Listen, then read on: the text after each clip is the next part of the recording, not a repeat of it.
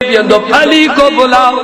انا سنائی پکتی حقن زیار سوز میں نبیان دوب نے کیٹمز کری اس تھاپ دائیو سیڑو بلا کے لے آو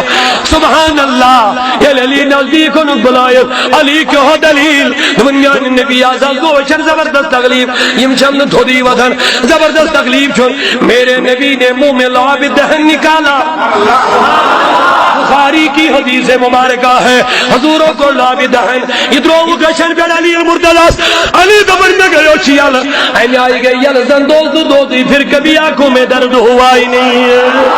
پھر کبھی درد ہوا ہی داد امتی چی خست گئے ساری داد امتی چی خست گئے اشفیا سیدی و مولا انہیں ادھر جلوئے دست شفا حیات النبی انہیں ادھر جلوئے دست شفا کریو امدادی شاہ مدین اللہ صلی اللہ علیکہ یا رسول اللہ وسلم علیہ یا حبیب نکن کر اک نظر مازاگ چشیم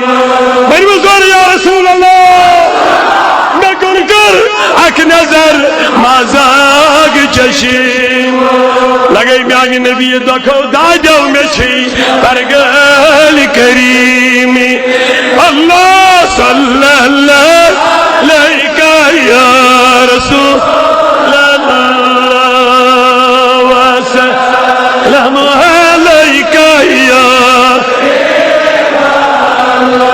عزیز و بس علی کی یہ بات پہلے سن لو فرماوا علی رضی اللہ عنہ نبی کریم تو لعاب دہن میری آنکھوں کی بیماری دور ہو گئی فرمو علی خذ ھذا العلم یہ جھنڈا پکڑ لے یہ جھنڈا پکڑ لے یہ علم پکڑ لے جاؤ تو فوج کا میں نے قائد بنا دیا ہے جا گئے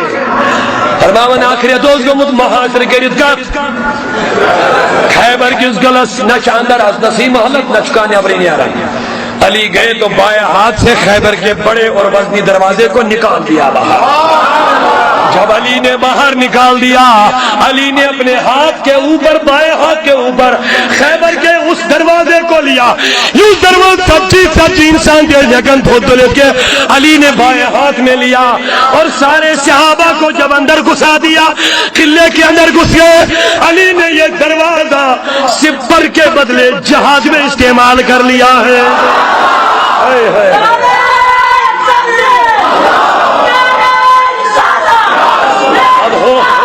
خیبر بنو حضرت اللہ اللہ حضرت علی کے دروازے ہوتے ہیں اجائے صحابی داتر ترجیح ان سے برشترون تھو دیئے اٹھا نہیں رہے سبحان اللہ اب اس کے بعد ایک دن مدینہ میں مجھے یاد آگئے علی اچھ مدینہ